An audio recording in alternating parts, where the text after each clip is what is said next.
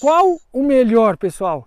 É o tratorito com a enxada rotativa ou o subsolador, o garfo subsolador, que afunda mais do que a enxada rotativa? A gente mediu aqui o garfo, ele chega a ter quase 40 centímetros daqui até aqui.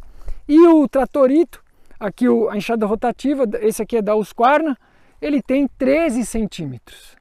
E a gente vê a diferença se a gente puder medir com o penetrômetro, o quanto afunda o tratorito e o quanto afunda o garfo subsolador. Então é isso que a gente vai ver agora, a marcação do penetrômetro.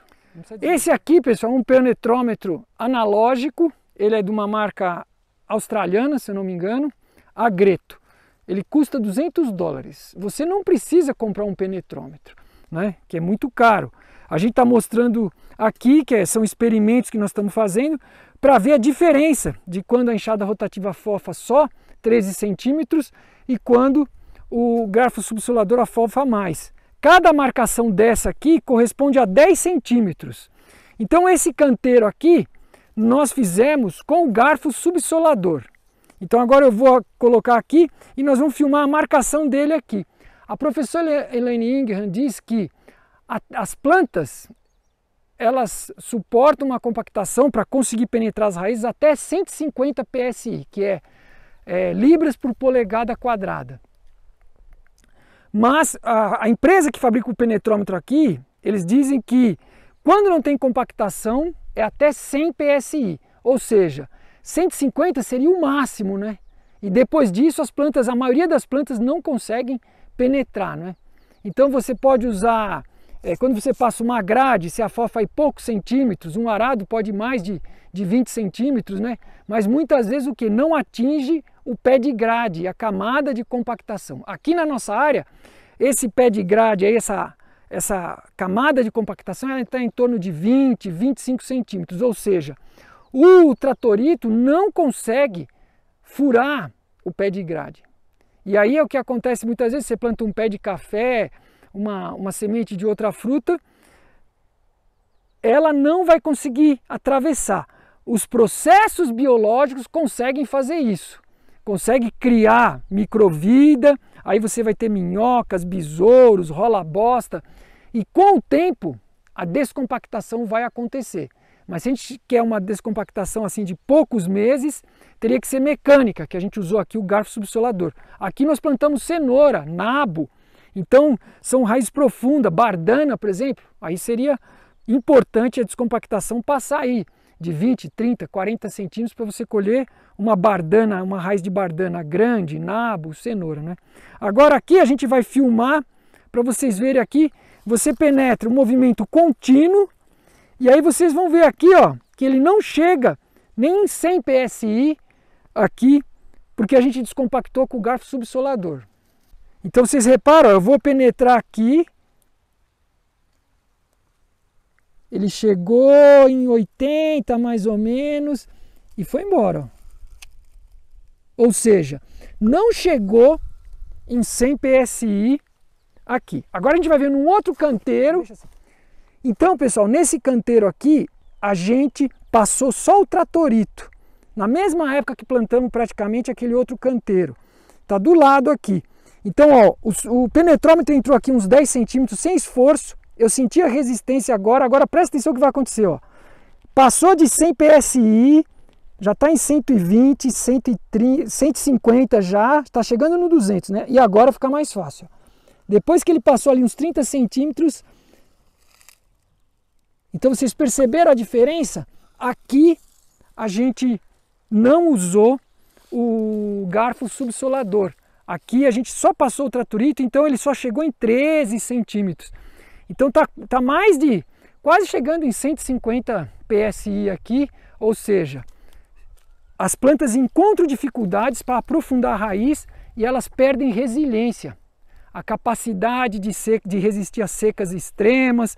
Então as plantas, se elas conseguem penetrar fundo no solo, aumenta muito a resiliência e aumenta a capacidade de buscar nutrientes, né? Não só para as plantas, mas para a microvida também. E como que a gente conserta isso, né? Plantando árvore, cobrindo o solo tendo raízes vivas e criando microvida novamente. Lá na fazenda do Ernest, a quantidade de fungos até 40 centímetros é muito alta. Aqui a gente vai fazer um pequeno trecho com o tratorito e com o garfo, para vocês verem depois. A gente vai abrir com a enxada para vocês verem a diferença.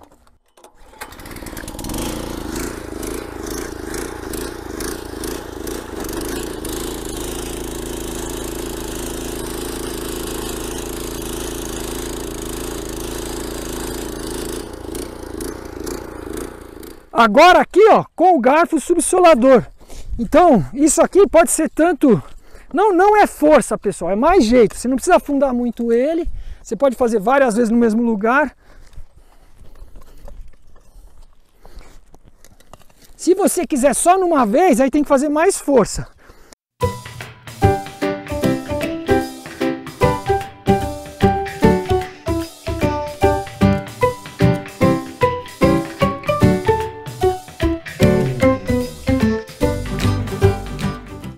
Então aqui nós passamos o tratorito e aqui foi com o garfo subsolador. Primeira coisa, vocês vão falar, toma muito mais tempo. Não é tanto a questão do tempo, é importante, mas o que conta, pessoal, a energia. Quanto custa de energia para fabricar um garfo subsolador? Quanto custa de energia para fabricar um tratorito? Aqui tem muito mais, 5, 6 vezes mais aço, provavelmente, do que ali o garfo subsolador. E o cabo do garfo subsolador nem precisa ser de metal, pode ser de madeira. Funciona também igual e fica até mais leve de trabalhar. E não precisa ter 5 dentes, pode ter 3, 2. Eu já vi na região da América Central, campesinas assim trabalhando com um dente só, preparando a área onde eles iam plantar hortaliças, as culturas próximo à casa. O que conta ainda é a gasolina que nós colocamos. Qual é a energia que tem 1 litro de gasolina? E não só a energia que vai ser queimada, né? Vamos dizer que esse trator consuma 1 litro de gasolina por hora. 1 litro de gasolina tem energia que são 8.000 quilocalorias, se a gente queimar 1 litro de gasolina. Mas não é só essa energia. Quanto custa para extrair? Estamos lá no pré-sal, no meio do Oceano Atlântico, construir uma plataforma de petróleo, prospectar a gasolina a 5 km de profundidade, tirar esse petróleo, levar para o continente, refinar, distribuir e você ir no posto comprar. É muita energia que vai perto ali só a produção do aço. Então eu acho que o mundo está caminhando para um sentido que a gente tem que reduzir o consumo de energia se a gente quer manter a nossa civilização vivendo nesse planeta, né? Então agora aqui, ó, só para vocês verem a profundidade, vou abrir aqui com a enxada, o que o trator afofou e nós vamos medir.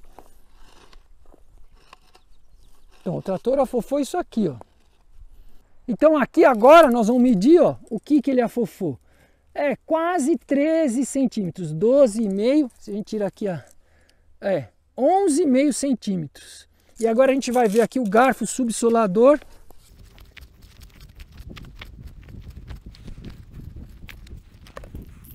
Ele já chegou em 27, menos, mais um pouco ainda, né? Que a gente afofou. Em torno de 30, ó. Então ele atravessa a camada de compactação. Então, pessoal, a gente ter solo fofo, e é importante, não é só afofar a terra, tem que ter raízes. Porque se simplesmente a gente afofar o solo e não plantar nada, depois de um tempo ele vai se compactar novamente. Praticamente depois de 6 meses, a compactação retorna, se a gente não plantar nada, não ocupar aquelas fissuras que a gente abriu no solo, né? O afofamento que nós fizemos. Então com isso, a gente vai trazer de volta o ciclo integral da água, que é o que o Victor Schauberger fala no livro dele, Energias Vivas. Hoje a gente vive o ciclo médio da água na agricultura de forma geral. A chuva cai e boa parte da água escorre por cima da terra, não infiltra. Deixa de abastecer os lençóis, carrega sedimento para os rios, destrói os rios, entope a calha dos rios, aumenta as inundações e não reabastece os lençóis freáticos, não reabastece as nascentes. A gente perde uma quantidade enorme de água e perde a terra que é arrastada junto. Então eu acho que nós temos que repensar, quanto mais a gente ficar independente de energias não renováveis, Esse é o futuro para a humanidade.